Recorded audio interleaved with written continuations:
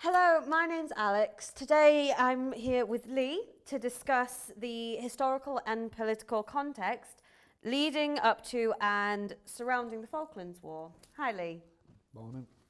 So the first question, can you just run us through some of the historic claims to the Falkland Islands that became the basis for the dispute over the rule of the Falklands? Basically, to put it in a nutshell, the Falkland Islands were part of the Spanish Empire up until 1830, when the Argentinian Republic became an entity. It was known as the River Plate Republic. And ownership of the Falklands became part of the Argentinian Republic at the time, under the Treaty of Utrecht, brought up by the Pope. This fundamentally means that the Malvinas Islands, or the Falkland Islands, is Argentinian. Okay. Over the previous years, it's been inhabited by the French, who set it up as a station to produce and grow cattle on the island. It had no wildlife as such, other than geese. So they actually produced cows and became a supply base, if you like, for ships travelling to South America and back from South America to resupply with food products. How much would you say any of the powers involved were actually bothered about the ownership of the islands? Because what you've just said, it has had a few different colonies go through, as opposed to caring more about refusing to appear weak by conceding the territory to a foreign power. The island itself had the unfortunate tone of being an island that was needed more than loved. The Argentinians, as we know, are the closest unit to it. And they did inhabit it, but they didn't colonise it as such. It was left to go bare. The British used it in the 17th and the 18th as a base for the Napoleonic Wars, for the ships going past. And again for resupply. But it wasn't really inhabited. There was a fort there. It wasn't until 1830s when Palmerston decided that to occupy the islands. He declared that the islands were uninhabited, which meant that the British colony could take it over and become a colony that way. So politically wise, patriotically wise, it was needed more than it was loved, is the best way to describe it.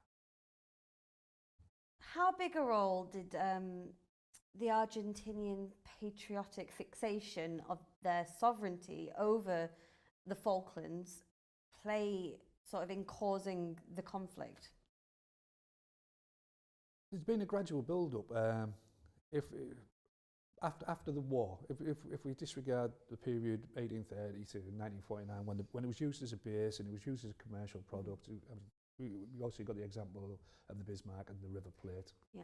It's a very important unit in that. And it was a strategic position for military base. Obviously, as technology got better, it became less so and became more of a financial burden. Now, in Argentina, we had problems, or they had problems with government. We had a number of juntas. There was 11 different leaderships within a 20-year period. This uncertainty became a problem both in Argentina and for the islanders. So most of these needed to project in Argentina, the juntas, the military, and Perón especially, was a nationalistic. It wanted a national identity, and it was pursuing an aggressive pursuit of reclaiming the islands. When I say aggressive, I mean politically. He was going through political junctures to the UN. For example, it sent resolutions to the UN to get the Malvinas recognised as the Malvinas and not the Falkland Islands, which was classed as a victory for the Argentinian government at the time. So yeah, it was very important. What is your opinion on the idea that the Falkland conflict was encouraged by the Argentinian government as a way to distract and deflect attention from the greater socio-political, economic turmoil that the country was facing at that time? It's got to remember, it wasn't just Argentina that was in finance. I mean, it was a world crisis, basically. A lot of countries were suffering. We had oil crisis and the winter of discontent in Britain. And Argentina at the time was quite a booming economy. Surprisingly enough, it might shock some people, but the infrastructure was quite good. Argentina, though, had been fighting a guerrilla war with a conscript army. Now, when this war came to an end, there was a mass military population being infiltrated back into the civilian population. And there wasn't the scope for work. So very quickly, Argentina went from quite prosperous to a financial meltdown. So something needed to be done to encourage more employment or more movement, or rather get the army back. Hence, when the invasion happened, a lot of the soldiers were conscripts, not regular units, but conscripts. This was the way of trying to alleviate them social problems in Argentina. Again, in your opinion, what did the UK actually stand to gain from entering into the Falklands War, if anything? And what did it ultimately gain at the end? Like, was there any benefit to be had by us entering into this war? The best answer I can give is no. There was no benefit really. There was no financial benefit. There was no financial gain. There was the idea of possibly making Britain look stronger again.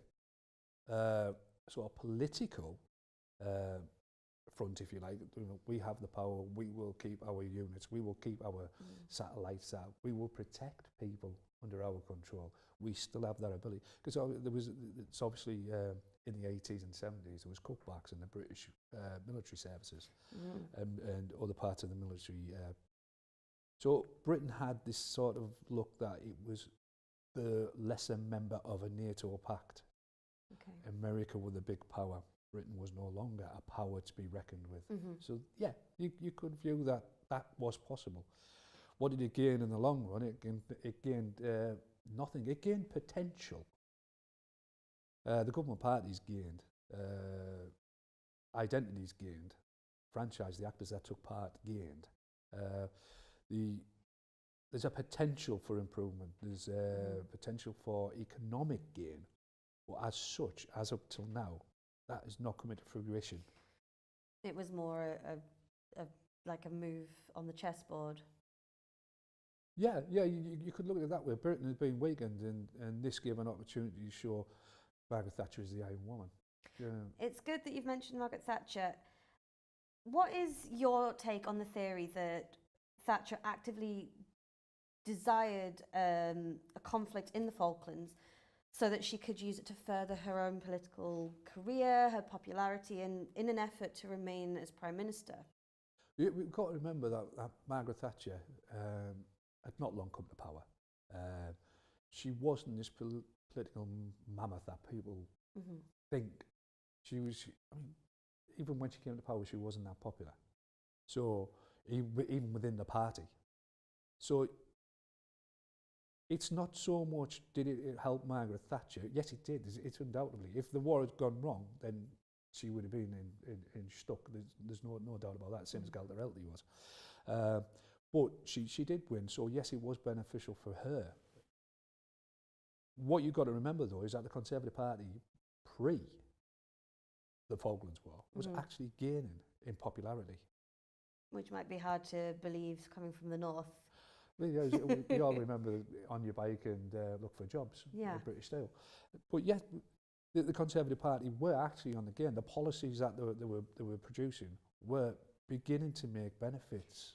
So there was no real gain that she would have got in terms of popularity? There's very little doubt that she did not think that this would be a good idea to go to war. I mean, we had Rhodesia at the same time. That could have been just a bigger problem. Yeah.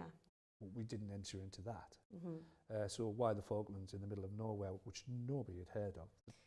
Well, yeah, up to that point. But just moving very quickly, just asking about an article that was printed in the Observer to do with the General's son. He made quite an interesting statement. Just very briefly, could you tell us a bit about that? Theories, yeah, the conspiracy. It was an article in the Observer, and it was about 2002. And he turned around and in an interview, he implied that he believed that his father had believed he'd been invited to invade. That's a bit of a controversial statement. It is controversial. Do I believe he was invited to invade? No, not militaristically, No. I don't. But I do believe, and this is, I must stress, this is what I believe. It's not out there in the open, but this is my interpretation, that there was a possibility for peaceful transition. There was a possibility that if Argentinians had followed a migrant movement back onto the islands and repopulate the islands as a peaceful means rather than a militaristic means, Yeah. there was a possibility that a handover could have been facilitated similar to Hong Kong and China. Lee, thank you very much.